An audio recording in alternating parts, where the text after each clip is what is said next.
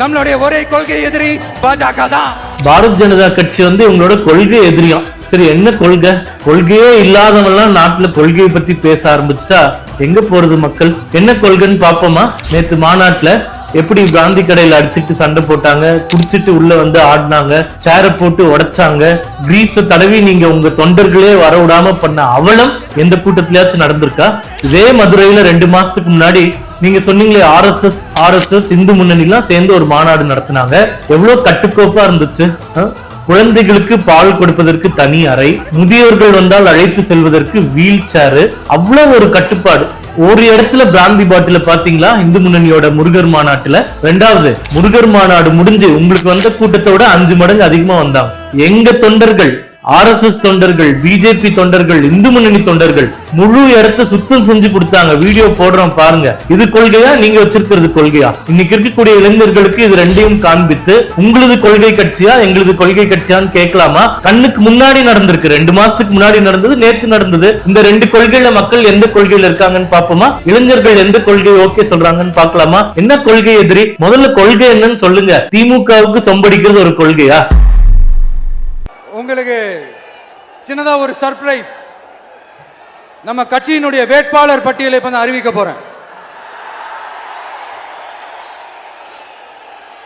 மதுரை கிழக்கு வேட்பாளர் விஜய். இன்னும் முடிக்கல. ஒரு நிமிஷம், இன்னும் முடிக்கல. மதுரை மேற்கு வேட்பாளர்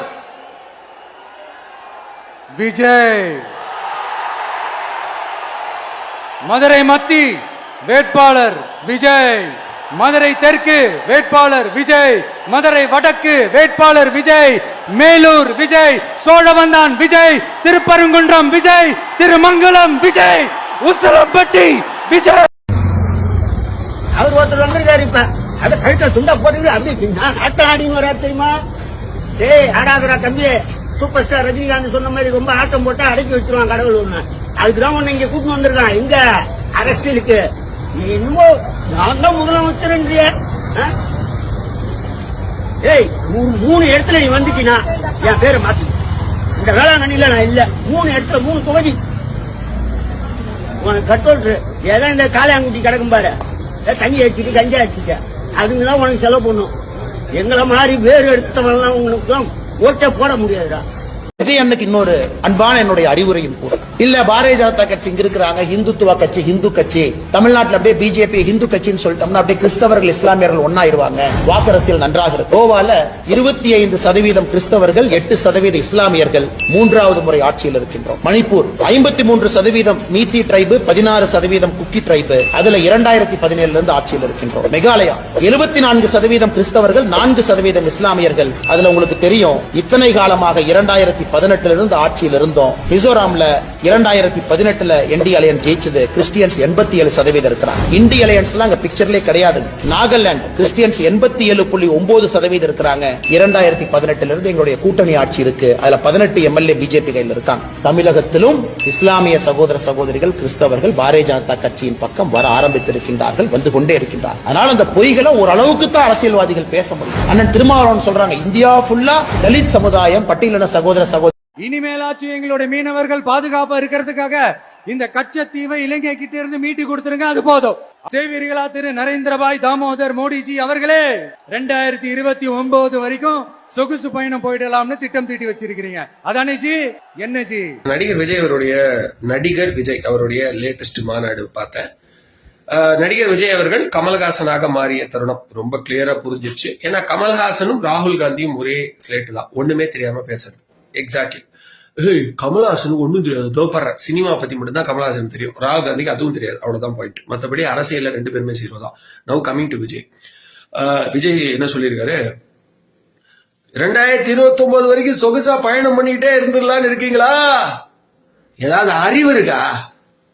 அவர் நாடு நாடா போய் பயணம் பண்ணி அப்படி ஒரு ஃப்ரெண்ட்ஷிப்பை வளர்த்தனால்தான் இன்னைக்கு ஆப்பிரிக்கா கண்ட்ரில இருக்கிறவன் காலில் விடுற அளவுக்கு இந்தியாவை மதிக்கிறான்.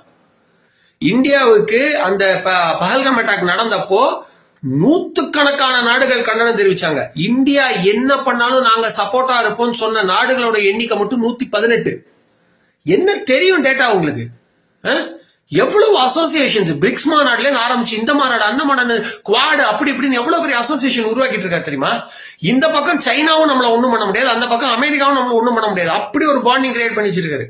இந்தியா மேல கை வச்சா இந்த பக்கம் நான் வருவேன் ரஷ்யா நின்றுட்டு இருக்கா, அந்த பக்கம் நான் வருவேன் இஸ்ரேல் நின்று இருக்கா, ஆப்பிரிக்க நாடுகள்ல உங்க பக்கம் நாங்க ஃபுல்லா நிப்போம் சார், எங்க உசுரை காப்பாத்தின நீங்க தான் நின்றுட்டு இருக்கா. என்ன தெரியும் உங்களுக்கு? இது வரைக்கும் MIRVன்ற டெக்னாலஜில ஏவுகணை வச்சிருக்கிற கண்ட்ரிஸ் 5 கண்ட்ரிஸ் தான். China, Russia, France, US, UK. இப்ப அந்த தரவரிசையில இந்தியாவும் சேர்ந்திருக்கு தெரியுமா உங்களுக்கு? எந்த அளவுக்கு டெக்னாலஜியை வளர்த்திருக்காரு தெரியுமா உங்களுக்கு? இந்த 10-12 வருஷத்துல என்னவோ ஊர் சுத்திட்டு இருக்காருன்னு என்னவோ இந்த ரோட்ல போறவங்க யாரும் அந்த ஜூலின்னு ஒரு ஆர்வலர் பேசினாங்களே அந்த மாதிரி பேசிட்டு இருக்கீங்க. அப்புறம் இந்த கச்சத்தீவு மீனவர்கள்லாம் வந்து இறக்காம பாத்துக்கோங்க, அது போதும். பிஜேபி ஆட்சிக்கு வந்ததுக்கு அப்புறம் ஒரே ஒரு மீனவர் மட்டும் தான் இறந்திருக்காரு தெரியுமா? ஒரு மீனவரோட இறப்பும் வலிதான். ஆனா அதுக்கு முன்னாடி மாசத்துக்கு வாரத்துக்கு 5-6 மீனவர்கள் இறந்து போவாங்க தெரியுமா உங்களுக்கு? தமிழ்நாட்டில இருந்து இந்த பக்கம் மீனவர்களா இருக்கட்டும், இல்ல அந்த பக்கம் வந்து சவுதி அரேபியாலயோ இல்லைன்னா வேற ஏதாவது இடத்துலயோ தூக்கு தண்டனை வரைக்கும் போன எத்தனை பேரை மீட்டு கூட்டு வந்திருக்காங்க தெரியுமா மோடி அரசாங்கம்? என்ன ஒண்ணுமே தெரியாம பேசிட்டீங்க. ஏன் இத்தனை நாள் கச்சத்தீவு பத்தி பேசுறது தைரியம் இருந்துச்சா உங்களுக்கு? தூச்சினா என்னங்க, காத்துலயே ஊழல் பண்ண ஊர் இது அப்படின்னு சொல்லிட்டு அதே கலாநிதி மாறன கலைக்கே நிதி கொடுக்குமாறன்னு பேசுனீங்களே, அப்ப பேச வேண்டியதானே கச்சத்தீவை பத்தி? கலையை வளர்க்கணுன்றதுக்காகவே நிதி அள்ளி அள்ளி அள்ளி கொடுத்துட்டு இருக்கிறாரு. அதனாலதான் இவருக்கு மிஸ்டர் கலாநிதி மாறன்னு பேர் வச்சாங்களா? ஒண்ணுமே தெரியாம வளராதீங்க மிஸ்டர் விஜய். மீனவர்கள் பிரச்சனைக்கும் சரி, இன்டர்நேஷனல் பார்டர்ஸ் ப்ராப்ளம்லையும் சரி, மோடி அவர்கள் எப்படி ஒரு அட்வான்ஸ்மெண்ட் இந்தியா கொண்டு வந்திருக்காங்கன்றத உலகமே பார்த்து வியந்துட்டு இருக்கு. டேட்டா தெரிஞ்சா பேசுங்க.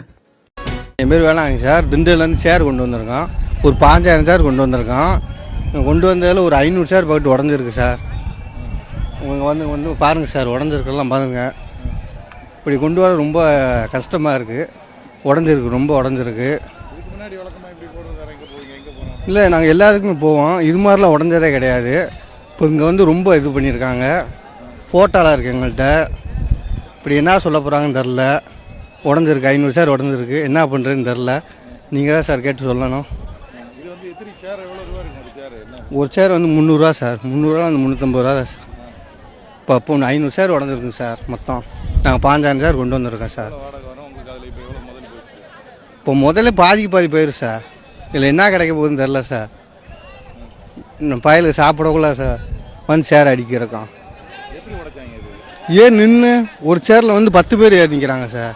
எப்படி சார் இப்படி இருந்தால் இப்படி போட்டு ஒரு 4 சேர்னா ஒரு 8-7 பேர் வந்து நிற்கிறாங்க.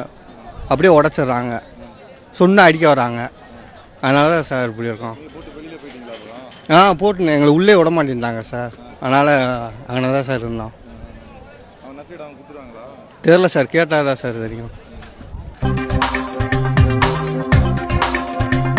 உங்க தொண்டனை இவ்வளவு கீழே பிடிச்சி தள்ளி விடுறாங்க அநியாயமா. அதையே பார்த்து உங்களுக்கு ஒண்ணும் இல்லை. ஆனா நீங்க தாமரையில தண்ணி ஓட்டுறத பத்தி தான் கவலைப்படுறீங்க.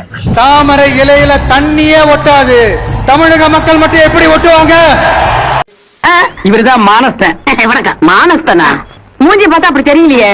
பேர் வைக்கும் போது குப்புறப்படுத்திருந்தாரு. வச்சதுக்கு அப்புறம் தான் மூஞ்சி பார்த்திருக்காரு. தலைவன் எவ்வளியோ தொண்டர்கள் அவ்வளி அப்படின்னு சொல்லுவாங்க. ஏன்னா தலைவனே ஒரு ஹை கிளாஸ் காரு, அதுவும் விலையுயர்ந்த காரு, கோடிக்கணக்கில் கார் வாங்கிட்டு அதுக்கு டேக்ஸ் கூட கட்ட மாட்டேன், எனக்கு ஃப்ரீ கொடுங்கன்னு சொன்னாங்க. ஆனால் இங்கே டோல்கேட் கூட கட்டணம் கூட கட்டாமல் அநியாயம் பண்ணி வராங்க. இவங்கெல்லாம் அரசியலுக்கு வர்றது வந்து எப்படி அது புரியல. மக்களுக்கு தான் திண்டாட்டம்.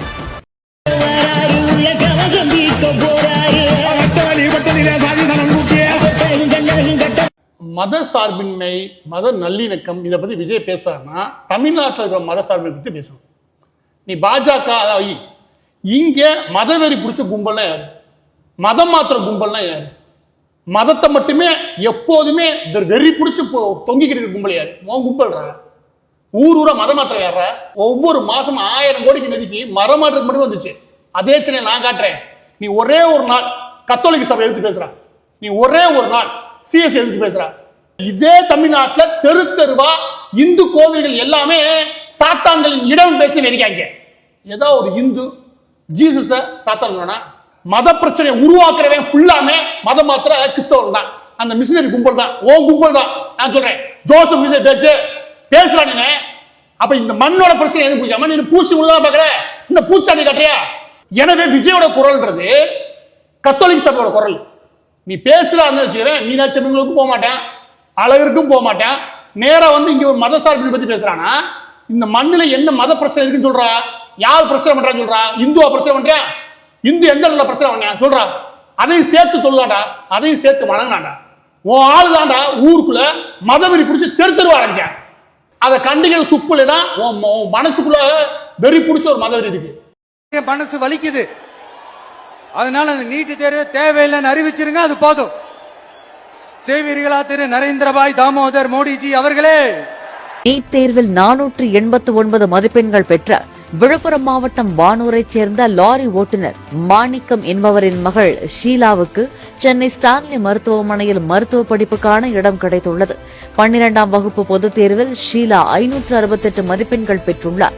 மழை பெய்தால் ஒழுகும் மிகச்சிறிய குடிசை வீட்டில் வசிக்கும் ஷீலாவின் குடும்பத்தினர். என் பேரு ஷீலா, எங்க அப்பா பேர் மாணிக்கம். அவர் டிரைவரா இருக்காரு. என்னை கஷ்டப்பட்டு தான் அவர் சின்ன வயசுல இருந்து படிக்க வச்சிருந்தாரு. நான் 12th படிச்சு 568 மார்க்ஸ் ஸ்கோர் பண்ணியிருக்கேன். எனக்கு சின்ன வயசுல இருந்தே டாக்டர் ஆனோன்றது பெரிய ஆசை. அதனால நான் நீட்டுக்கு படிச்சுட்டு அதுல 489 மார்க்ஸ் ஸ்கோர் பண்ணியிருக்கேன். விஜய் மதுரை தெற்கு வேட்பாளர் விஜய், மதுரை வடக்கு வேட்பாளர் விஜய், மேலூர் விஜய், சோழவந்தான் விஜய், திருப்பரங்குன்றம் விஜய், திருமங்கலம் விஜய், உசிலம்பட்டி விஜய். சாப்பாடுங்கிறது ரொம்ப ஒரு நம்மளாம் அன்னபூர்ணியா தான் சொல்லுவோம். இது கிரீஸை தடை வச்சு யாரும் வரக்கூடாது, கிட்டத்தட்ட ஒரு ஜெயிலில் அடைச்சி போட்ட மாதிரி தான். ஜெயிலில் கூட அந்த சாப்பாடு பார்த்தீங்கன்னா நமக்கு முறையா தட்டு கொண்டு போனால் போடுவாங்க, அந்த மாதிரி தான் இருக்கு. கறி சோறுக்கெல்லாம் இப்போ போடுறாங்க. ஆனால் இது பாருங்க, பொட்டலத்தை எப்படி வீசுறாங்கன்னு பாருங்க. கொஞ்சம் கூட ஒரு நாகரிகம் இதெல்லாம் கிடையாது. அதாவது ஒரு அவசரம், என்னமோ உணவு கிடைக்காதவங்க எனக்கு சின்ன வயசுல இருந்து தளபதினா ரொம்ப ரொம்ப ரொம்ப ரொம்ப பிடிக்கும். எங்க வீட்டுக்காரோட எனக்கு விஜய் தான் பிடிக்கும். என்ற மாதிரி ஒரு நாள் சிரிக்க முடியுமாதா? எங்க நீ சிரி.